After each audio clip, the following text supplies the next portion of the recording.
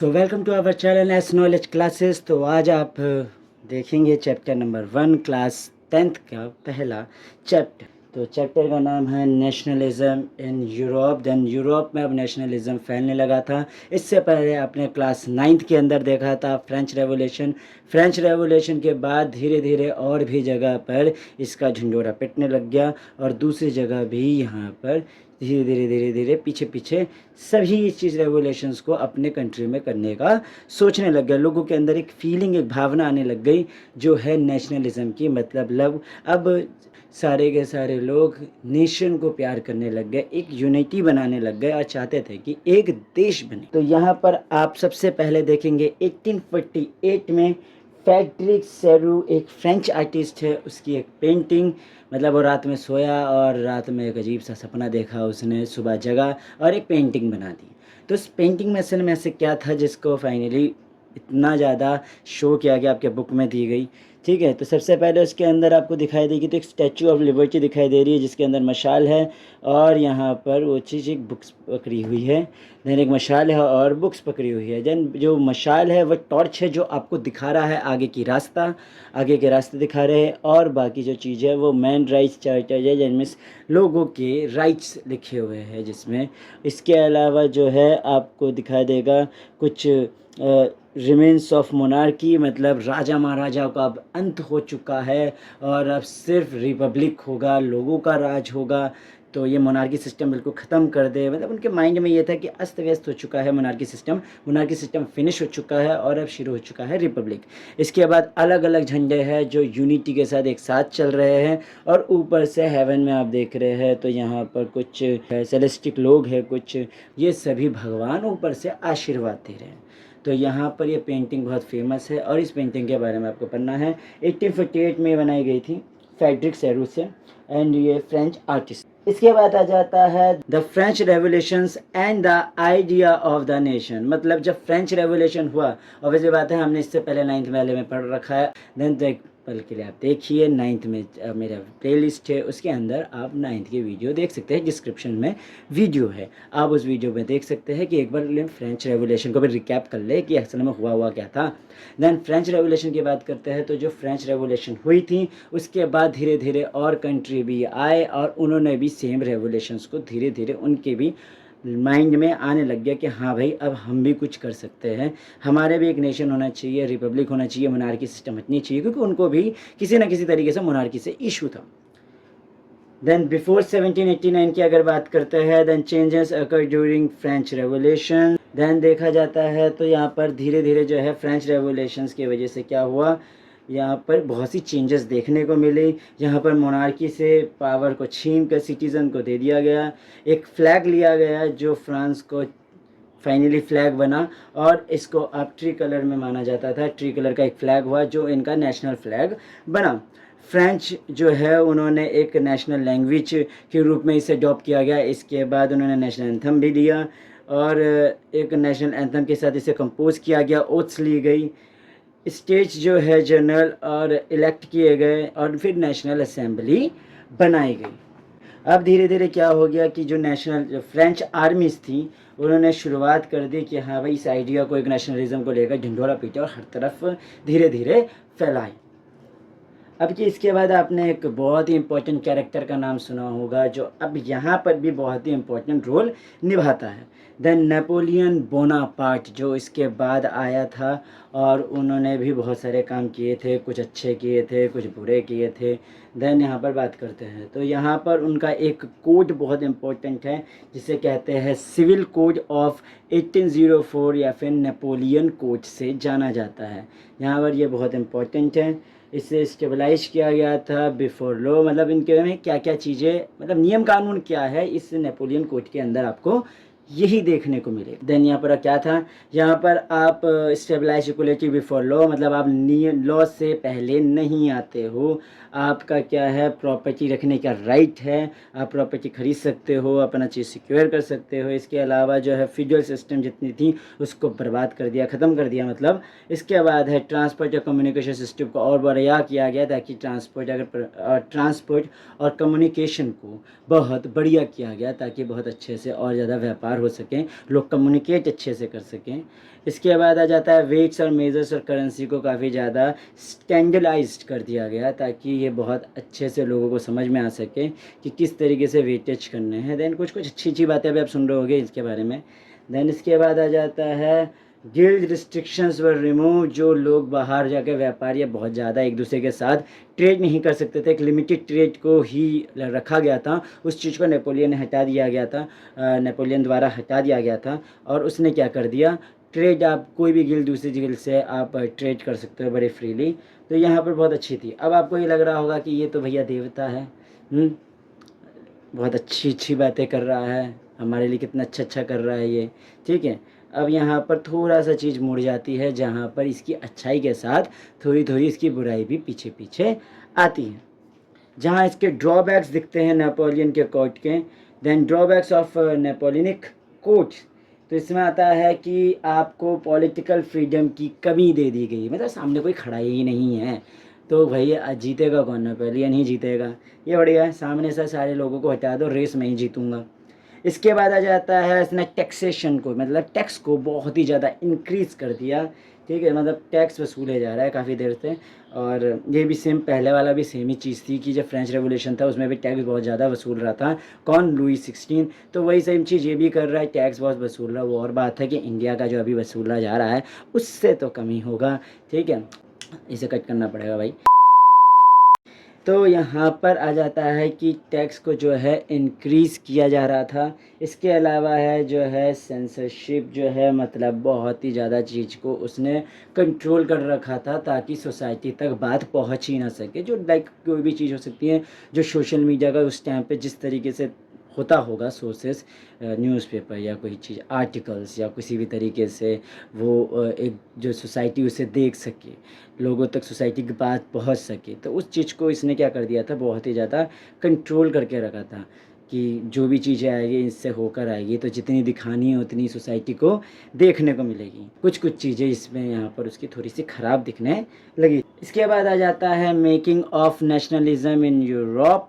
Then यहाँ पर आ जाता है थोड़ा बड़ा कॉन्सेप्ट कि असल में 18th सेंचुरी के टाइम पर कोई भी नेशन स्टेट जो है वो यूरोप में नहीं था, क्योंकि यहाँ पर लोगों के पास 18th सेंचुरी का, जो 18th सेंचुरी की बात करी जाए, मतलब 1700 समथिंग से 1700 से पार की बात की पूरी बात की जा रही है, उस एरा की, उस सेंचुरी की बात की जा रही है, तो वहाँ पर कोई नेशन स्टेट नहीं था। इसका मतलब कोई यूनिटी के साथ नहीं कर पा रहा था। मिडिल क्लासेस, फिलोसफर्स, ये सारे लोगों ने भी बहुत ज़्यादा रोल निभाए, बहुत ज़्यादा रोल निभाए, जैसे कि वीडियो में मैंने बनाया है, तो उसमें आपने पिछले 9th क्लास में भी पढ़ा है। देन इसके बाद आ जाता है aristocracy and the middle class. Then aristocracy कौन हुआ करते थे, एरिस्ट्रेसी वो होते थे जो थोड़े अपर क्लास के होते थे, जो हाई पैसा वाला, थोड़ा पैसे वाले जो लोग होते थे, ताकत जिनके पास होती थी, वो एरिस्ट्रेसी कहलाते थे।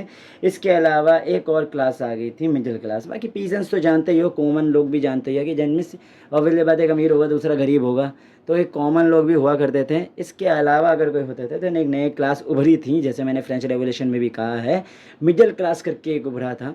एरिस्ट्रेसी किसी के पास क्या होता था, वेल्थ होता था, उसके पास खुद की ज़मीनें होती थी, और ज़मीनें यहाँ तक कि बहुत सारी ज़मीनों पे किराए पे भी दे रहे हैं। इसके अलावा बहुत धन्ना, मतलब पैसे है, धन्ना सेठ है बिल्कुल। इसके बाद आ जाता है ये सोशली और पॉलिटिकली बहुत स्ट्रॉन्ग हुआ करते थे, जिनके पास पैसे है उनके पास जो है मंत्री है, उनके पास राजा है, सब जेब में आते हैं, ठीक है, सब उनके ताकत उनके पास रहेगी। फैमिलीज़ कनेक्टेड होती थी, मतलब एक दूसरे की फैमिली के साथ, एक अमीर आदमी ही अमीर फैमिली के साथ ही शादी करता था, इसलिए और ज़्यादा इनके पास वेल्थ और ज़्यादा इनके पास पावर, कनेक्शंस आ जाते थे।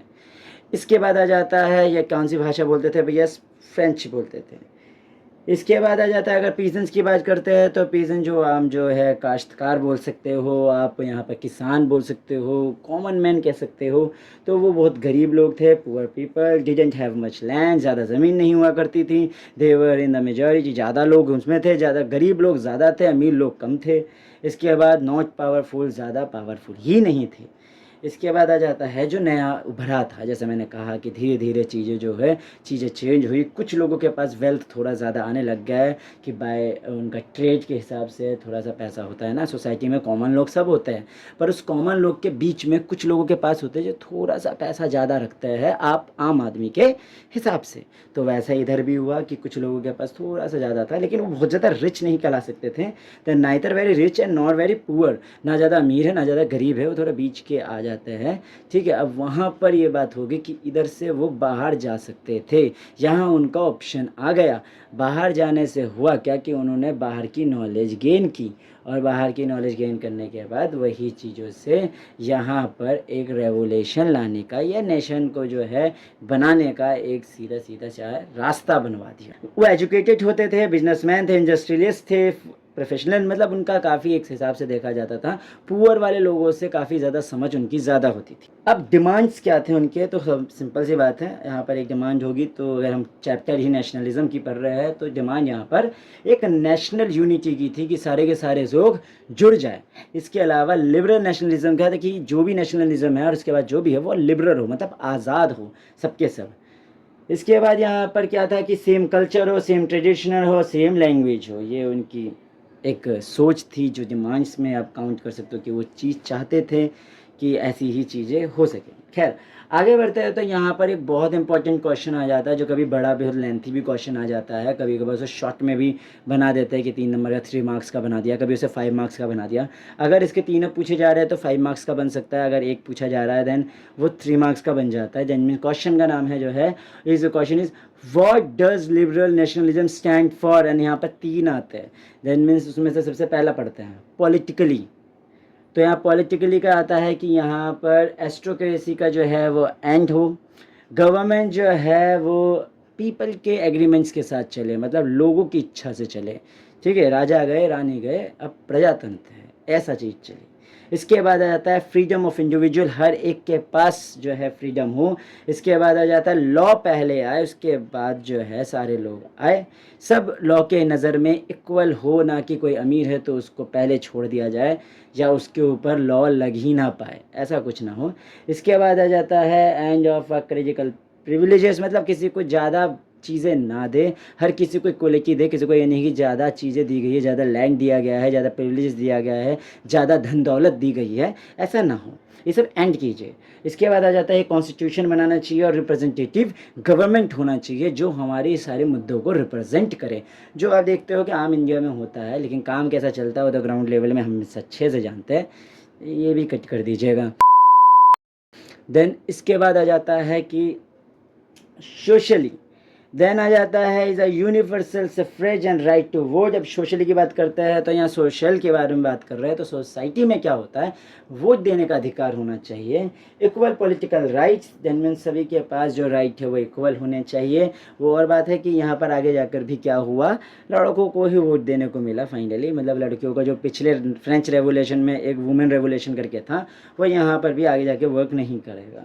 देन उधर कुछ हुआ नहीं, फ्रेश में तो जो हुआ तो हुआ, यहाँ अभी भी आएगा तो लड़कों को वोट देने का अधिकार ही मिलेगा। देन इकोनॉमिकली की बात करें तो पैसे के बारे में बात कर रहे हैं। देन फ्रीडम ऑफ मार्केट, हर व्यक्ति के लिए मार्केट फ्री एक फ्रीडम मिले, मार्केट सब ही आ सके, सब अपना सामान बेच सके, सबको चीज़ों का ये चीज़ अधिकार मिलना चाहिए कि हाँ भाई सब अपना सामान ट्रेड वगैरह इधर से उधर कर सके, सब अपना वेल्थ बढ़ा सके भाई। इसके बाद आ जाता है abolition of the state impose restriction on the movement of the goods and Capitals, मतलब देन जितने भी रिस्ट्रिक्शंस दिए गए थे गुड्स एंड सर्विसेज, जो गुड्स एंड कैपिटल्स के ऊपर कि हाँ अब जितने भी रोक के रखा है मार्केट को या ट्रेड करने के लिए जितने भी कानून लगा लगा के रोक रखा है उस सबको बलाइश किया जाए, जिनमें सब चीज़ों को तोड़ा जाए, सब लोग दूसरे के साथ अच्छे से ट्रेड कर सके, ये चीज़ें होनी चाहिए। मल्टीपल करेंसी होनी चाहिए, वेट एंड मेजर्स बहुत तरीके के होने चाहिए ताकि हर कोई व्यक्ति बहुत अच्छे से पैसे को कमा सके। ठीक है, मल्टीपल कस्टम बैरियर्स भी होने चाहिए, मतलब बहुत सारे कस्टम्स जो है वो एक के बाद एक लगाए जाते हैं, जिनमें ऐसा होता था कि फॉर एन एग्जांपल कि हम आगे गए तो इतने स्टेट से मतलब फॉर एन एग्जांपल एक जगह से दूसरी जगह से एक नॉर्मली एक स्टेट तक गए हमें भी तो 5% का टैक्स लग गया, फिर अगले ही गया फिर और 5% का टैक्स लग गया, पर हमको 3-4 स्टेट 5 स्टेट जो है पार करके अपना बिजनेस करना है। देन ऐसे तो 5 बार हमें 5% का प्लस प्लस प्लस जो 5 25% हमें टैक्स देना पड़ेगा। ये चीज़ हटाइए, मतलब टैक्स देना है ठीक है, लेकिन यार ये हर बार जो बैरियर पे हर जगह जो आ रहा है, वो हर जगह पे टैक्स पे करना पड़ रहा है, वो हटाइए। अब इसके बाद आ जाता है 1834 में कस्टम यूनियन, जिसके अंदर आ जाता है आपका Persia, many German state join, मतलब पहले सबसे पहले इसको पर्शिया ने इस कस्टम यूनियन को ज्वाइन किया था। कस्टम है कि पैसा वैसा लगाने वाला जो है, कि कैसे कैसे कस्टम्स लगने हैं, उस पर सबसे पहले पर्शिया ने ज्वाइन किया था। उसके बाद जर्मन की काफ़ी स्टेट्स ने भी ज्वाइन किया था, जिसे कहते हैं जोल्वेरिन। देन मीन्स ये डेट हमेशा याद रखिएगा कि 1834 में एक कस्टम यूनियन था जिसे जोल्वेरिन कहते थे। ठीक है, इसने टैरिफ वेरियस को अबॉलिश किया था। इसके बाद आ जाता है बहुत सारे करेंसी लिए थे, जैसे कि 30 से 2 कर दिया था उसने, इसे रिड्यूस किया था उसने। ठीक है, इसके बाद इसने प्रमोट किया था रेलवे नेटवर्क को कि ज़्यादा से ज़्यादा रेलवे को कनेक्शंस को लीजिए, वो यहाँ से वहाँ, वहाँ से वहाँ, ये चाहिए तो चाहिए ज़्यादा से ज़्यादा रेलवे की तरफ से। ठीक है, इसके बाद आ जाता है न्यू कंजर्वेटिज्म आफ्टर 1815। देन 1815 बहुत ही इम्पोर्टेंट जो है ईयर है इस नेशनलिज्म के ऊपर। देन इस चैप्टर में देन 1815 का वो था जिसमें नेपोलियन असल में क्या कर रहा था, नेपोलियन का लॉजिक ये था कि वो हर जगह को जीत रहा था। उसका एक था कि आर्मी भेज रहा था हर जगह। ठीक है, ये भी उसका एक तरह से ड्रॉबैक्स कहा जा सकता है कि वो थोड़ा सा इन्वेडिंग नेचर का था, कि इन्वेड करना है, इधर जीतना, उधर जीतना, इधर जीतना। तो ये जो चीज़ें उसकी थी, ये धीरे धीरे धीरे धीरे धीरे आसपास उसकी एनिमी बनाती जा रही थी। और उस टाइम पर एक बैटल हुआ था जो नेपोलियन के साथ, किन किन का हुआ था, ब्रिटेनिया, पर्शिया, रशिया, ऑस्ट्रिया, ये आसपास के जितने लोग थे इनके साथ वैसेस नेपोलियन थी। तो नेपोलियन फाइनली ये बैटल को हार गया था, जिस बैटल को कहा जाता है बैटल ऑफ वाटरलू। देन ये बहुत इंपॉर्टेंट है।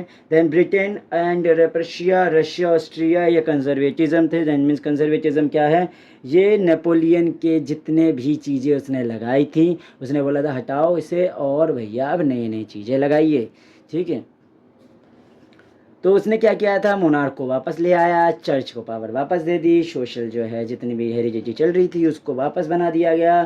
फिर उसके बाद उसने ऑटोक्रेटिक जो रूल्स थे वो वापस बना दिए, अडॉप्ट कर दिया सेंसरशिप को। एक के बाद वही काम जो उसने चीज़ें ख़राब की, मतलब उसने जो चीज़ें ठीक की थी और उसने उस चीज़ को ख़राब कर दी।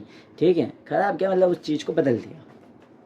अब आ जाता है 1815 में, जहाँ पर वही वाटरलू था। देन उसके आगे ही एक ट्रीटी साइन की गई जिसे कहा जाता है ट्रीटी ऑफ वियना।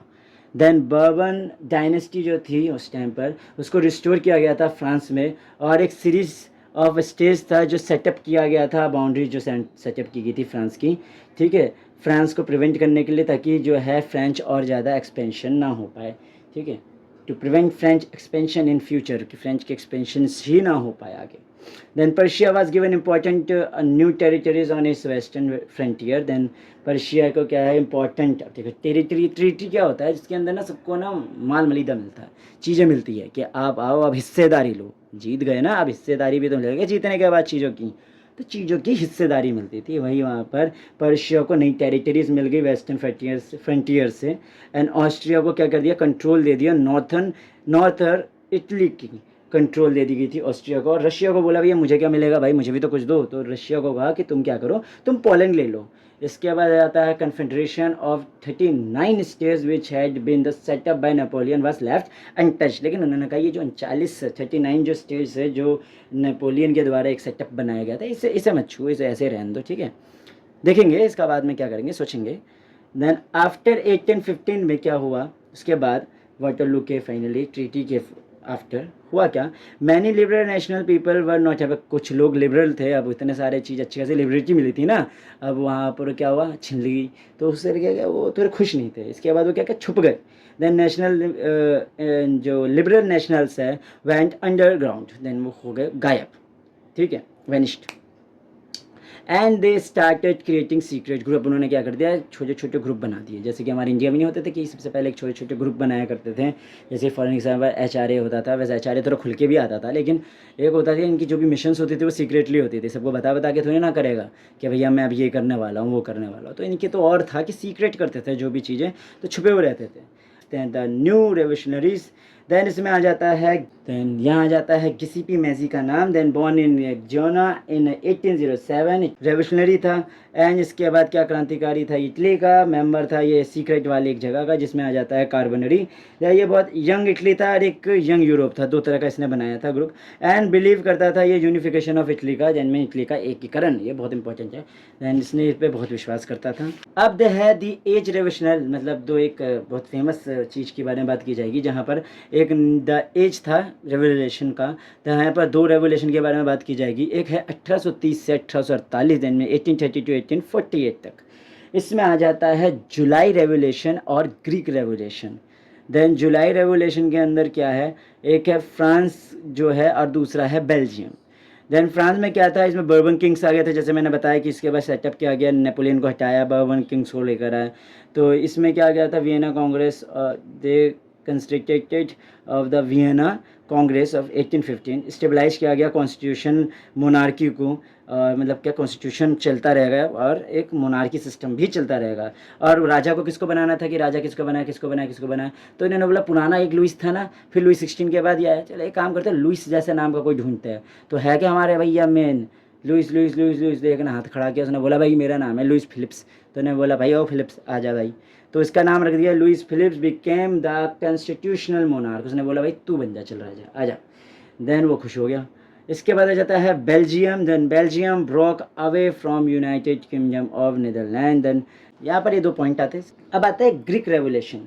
तो जैसे कि आप मैप में देख रहे हैं, तो अगर आप यहाँ पर मैप में देख रहे हैं तो इस टाइम पर क्या था, रशियन एम्पायर था, ऑस्ट्रेलियन एम्पायर था और ऑटोमन एम्पायर था।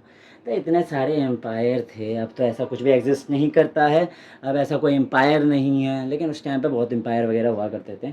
देन यहाँ पर Greek started struggle 1815, Greek started struggle from the independence. उन्होंने भाई कहा कि भैया इंडिपेंडेंस चाहिए, मुझे भी आज़ादी चाहिए, ठीक है।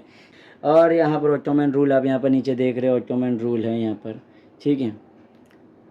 और आ जाता है 1832, then treaty of Constantinople recognise. Constantinople आज का तो आप सुनोगे तो आज का कॉन्स्टेंटिनोपल जो है वो है इस्तानबुल, देन जो आपका टर्की में है। देन उस टाइम का कॉन्स्टेंटिनोपल था। Then recognise the Greece as an independence. तो उसने बोला चलो ठीक है भाई इसे इंडिपेंडेंस दे देते हैं, तो भाई आपसे आज़ाद, वो हो गया खुश। The romantic imagination and the national feelings. तो रोमांटिक से सुनकर आपको क्या फीलिंग आई, ठीक है, शाहरुख खान याद आ गया होगा, ठीक है। लेकिन आपको वो वाला रोमांटिक में नहीं जाना है, वापस अपने माइंड को पेपर में किताब में ले आइए। यहाँ पर रोमांटिक की बात कर रही है कि रोमांटिक टू नेशन, मतलब हमें अपने देश से प्यार है, उस तरह का है। तो रोमांटिकनिज्म क्या है, a culture movement to develop a particularly from the national sentiment. Then means हम देश की तरफ किस तरीके से प्यार करते हैं, उसके बारे में यहाँ पर बात की जा रही है। देन इसके अलावा आ जाता है जोहान गॉटफ्राइड। देन ये एक जर्मन फिलोसफर थे। The real culture was the culture of the common people. अगर आपको कल्चर के बारे में जानना है तो उन लोगों के साथ रह के देखिए। इसके अलावा आ जाता है culture is the true spirit. Culture जो है एक आत्मा है, ठीक है। अगर कल्चर को हटा दोगे तो किसी देश का कुछ भी नहीं बचेगा। काफ़ी अच्छी थॉट थी, डीप थिंकिंग थी। इसके बाद अगर बात करते हैं स्टोरी ऑफ पोलैंड की, देन इन्वेडिंग की गई थी रशिया के थ्रू। इसके बाद अब्लाइज किया गया था पॉलिश लैंग्वेज को कि भाई हम आए और मान लेते हैं आप बात कर रहा है बिहारी में, और हम आकर बोला भैया का भैया बिहारी बिहारी अब से नहीं, तो भैया आपको भी लगेगा कि यार ये क्या बात है यार, हम तो भोजपुरी गाने सुनते हैं यार, बिहारी गाने सुनते हैं यार, कैसे के नहीं सुनेंगे अब से। देन आपको लगेगा ना प्रॉब्लम होगी, इशू होगी।